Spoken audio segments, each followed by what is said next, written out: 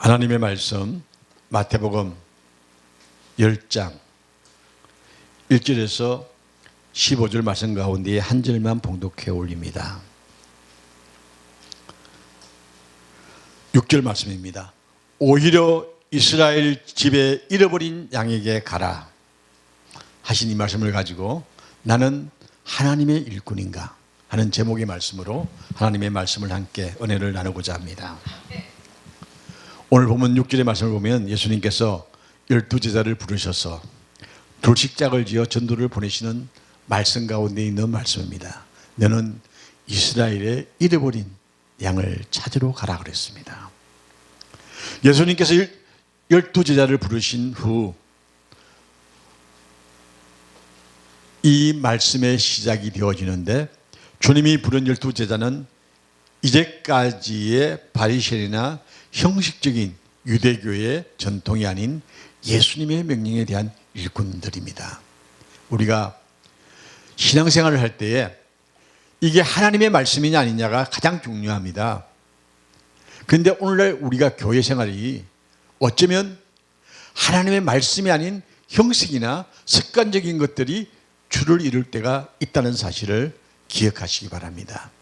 말씀이 아닌 것은요, 우리가 유보해야 합니다. 구약시대의 일꾼이나 율법주의적 옛모습이 아닌 새롭게 보내심을 받는 일꾼으로서 외식이나 형식이 아닌 능력의 모양만 가진 옛사람의 모습이 아니라 성령의 권능을 받은 충실하고 실제적 선교의 사역자를 부르셨다는 사실입니다. 바리새인의 교훈이나 그들의 인정을 받아서 부름을 받은 것이 아닌 예수님께서 친히 불러주신 일꾼이라는 겁니다. 자, 오늘날 또 예수님이 일꾼을 부르십니다. 부름받은 사람이 어떤 사람들입니까?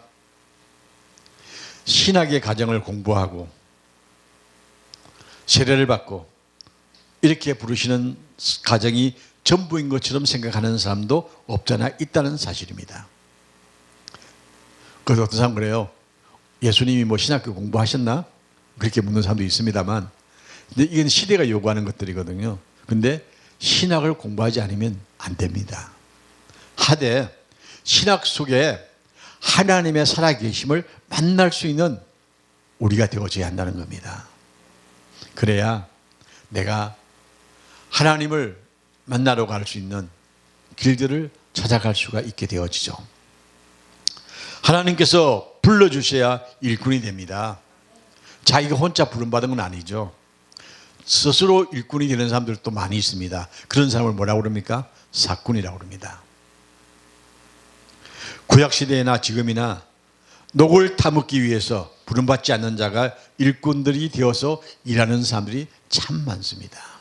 그리고요, 일꾼으로 부름받았다가 물질에 탐닉되어져서 무너지는 사람들도 많이 있습니다. 이러한 모습은 유대인들과 바리새인들은 하나님의 말씀을 가르친 것이 아니라 외식과 형식에 치우치는 율법을 가르쳤던 것처럼 한국 교회 속에도 신학 공부 속에 잠들어 있는 모습이 많이 있다는 사실입니다. 실제적인 권능을 받음으로 준비를 갖췄던 부르심의 은혜를 중요시하지 아니하고 교육자들이 선택한 그러고 말미암아서 교회 스스로 세속화가 되어지는 그런 모습들을 우리가 보기 때문에 하나님의 부르심에 대해서 우리가 민감한 반응을 나타내어야 합니다. 교회가 크다 적다가 아닙니다. 하나님이 쓰시는 사람, 그 사람이 바로 하나님이 부르신 일꾼입니다. 예수님께서 제자들을 세우시고 12제자들에게 권능을 주셨던 것처럼 하나님의 능력, 성령의 역사가 나타나는 시대가 되어야 하는 것입니다. 귀신을 쫓아내고 안전병이를 일으키시고 말씀으로 치유의 역사가 나타날 수 있는 은혜를 우리가 입어야 합니다. 물론 다 그럴 수가 없습니다. 그러나 하나님께서는요, 진짜 일꾼들에게는요 주십니다. 생각지도 못하는 상황에서 하나님은 일하시는 모습을 우리에게 보여주시는 겁니다. 마귀에게 사로잡힌 사람들에게 그 결박을 풀 수 있는 능력을 입어야 하는 것입니다. 마귀에 사로잡힌 사람을 만날 때에 나의 영역이 어디에 있는지 우리가 발견할 수가 있습니다. 마귀에 사로잡힌 자에게 영역을 나타내지 못하면 그건 하나만 하는 문제가 되고 말고 되죠. 아무리 큰 교회 목회자라고 할지라도 마귀 앞에서 그 사람의 영적인 영역이 얼마나 되는지 드러나기 마련입니다. 내 영역을 알아보려고 하면 마귀 들린 자와 만나보면 내가 알 수가 있습니다. 두렵고 떨리면요, 그건 아닙니다. 나는 오히려 세상 사람보다도 마귀 앞에서 더 강력하게 능력을 발휘할 수 있는 하나님의 사람들이 되어지기를 주의 이름으로 축원합니다. 이런 능력을 우리가 입어야 합니다. 예수님께서 지하들을 전도하러 보내실 때에 신령한 권능을 주셔서 귀신을 내어 쫓게 하시는 권능을 주신 것처럼 지금 이 시대에도 권능의 사도는 더러운 귀신을 꾸짖고 권세를 입어, 하나님의 권세를 입어 세상을 다스릴 수 있는 능력이 있다는 사실을 기억하시기 바랍니다. 우리는요, 마귀와 싸워 이길 수 있는 권세를 가지고 있습니다. 말씀이 되신 주님께서 오늘 또 우리의 삶 속에 역사한다는 사실입니다. 악한 사단은요, 곳곳에서 우는 사자와 같이 우리를 삼키고자 달려듭니다.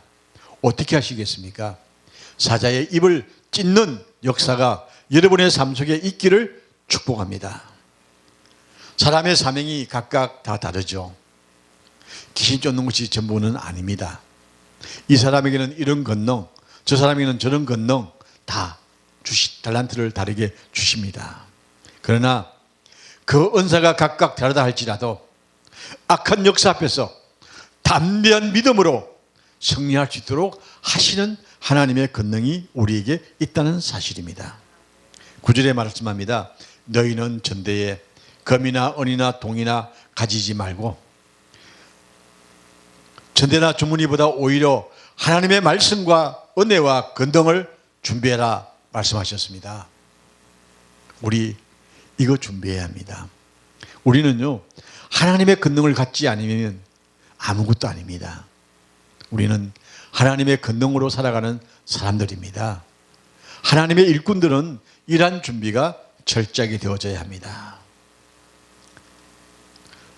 저는 요사이 제 기도 제목이 하나 있는데 선교센터를 세우기 위해서 열심히 지금 준비를 하고 있습니다만 생각지도 않게 기도 응답이 될 때가 있습니다.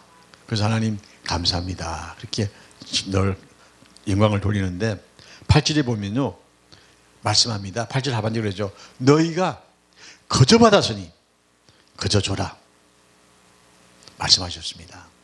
우리에게 주어진 모든 것들은요, 거저 받았습니다. 그렇기 때문에 우리가 나눔의 역사가 있어야 합니다. 그러기 위해서 자기 경계선을 정확하게 해야 되겠죠.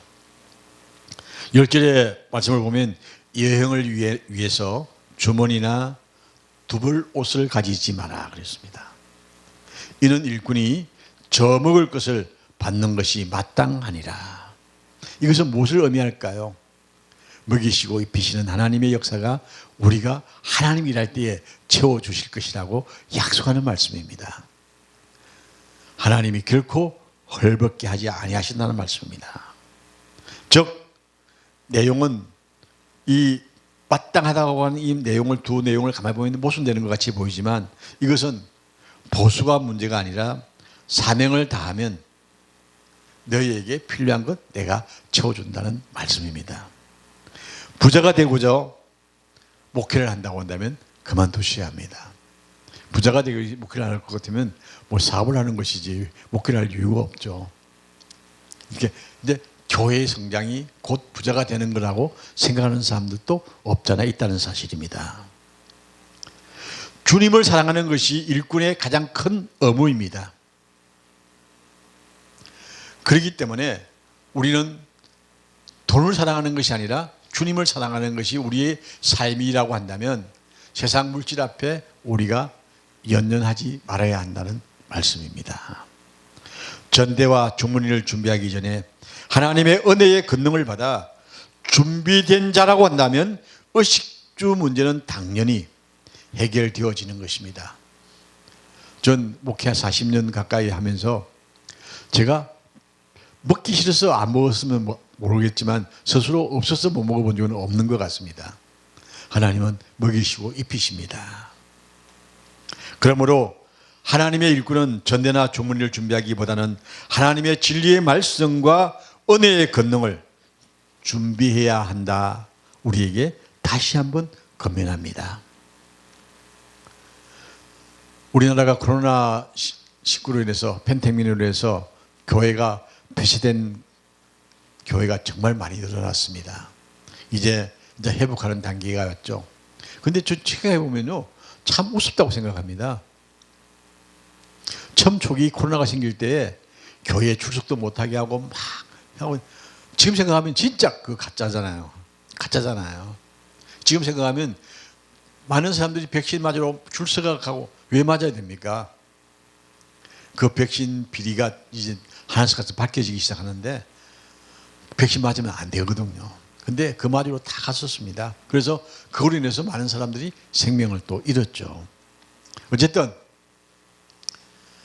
코로나로 인해서 문을 닫은 교회들 다시 회복이 안 됩니다. 얼마나 안타까운지 알 수가 없습니다.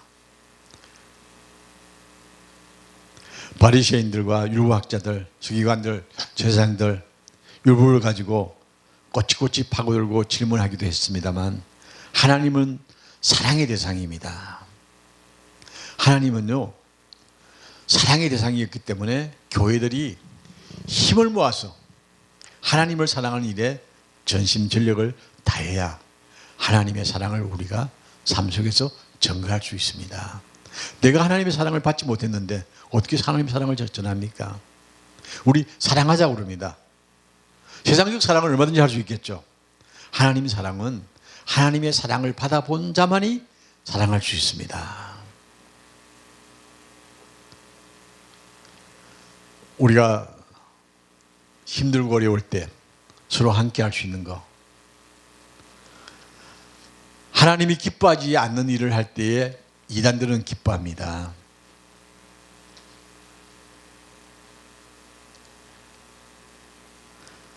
우리가 신앙생활을 하면서 코로나와 같은 위기가 왔을 때 또다시 이제는 속지 아니하고 하나님 사랑하는 법을 온전히 배워야겠습니다. 이 하나님 사랑하는 법이 라는 말씀을 굳게 지켰다라고 한다면 교회가 그렇게 흔들리지 아니했을 것입니다. 자, 여기서 주님을 사랑하는 생활을 우리가 하려고 하면 거기에는 반드시 있어야 할 게 있습니다. 무엇입니까? 십자가입니다. 주님의 사랑을 우리가 생활을 하려고 한다고 한다면 십자가를 바라봐야 합니다. 그 십자가를 내가 지고 주님을 따라가야 합니다. 하나님의 일꾼으로 자처하면서 세상의 사리사욕을 취하는 자들은 시대와 처지는 다르나 결국은 그 옛날에 있었던 바리새인과 같은 자기 중심적인 자들이 될 수밖에 없습니다. 우리는요, 내 중심이 아닙니다. 하나님 중심이 되어져야 합니다. 하나님의 일꾼은 하나님 중심화 되어질 때에 하나님의 일꾼이라 칭함을 입습니다. 하나님의 부름을 받고 권능을 받으면 제자가 된다는 우리라고 한다면 주님을 먼저 사랑하는 자가 되어져야 하는 것입니다. 주님은 뒷전에 두고 나의 이익을 생각하면서 나는 일꾼이라고 칭하는 사람들이 얼마나 많습니까? 그 사람은 일꾼이 아닙니다. 그리스도의 정인의 삶을 살아가는 사람들, 바로 예수님을 사랑하는 사람이 일꾼들입니다. 우리 하나님의 일꾼으로 부름을 받은 우리라고 한다면 그게 뭐 교사든 학생이든 성생이든 뭐 교회 직분을 가진 자든 아니든 교회에서 하나님의 말씀을 듣는 모든 사람들은 제일 먼저 해야 할 일이 하나님을 사랑하는 겁니다. 이 사랑으로부터 시작되어질 때에 우리는 일꾼이나 칭함을 받게 되어질 줄 압니다. 마태복음 10장 37절의 말씀을 보면요, 아비나 어미를 나보다 더 사랑하는 자는 내게 합당치 않다라고 주님이 말씀하셨습니다. 나를 낳아주신 부모님 사랑의 대상이죠.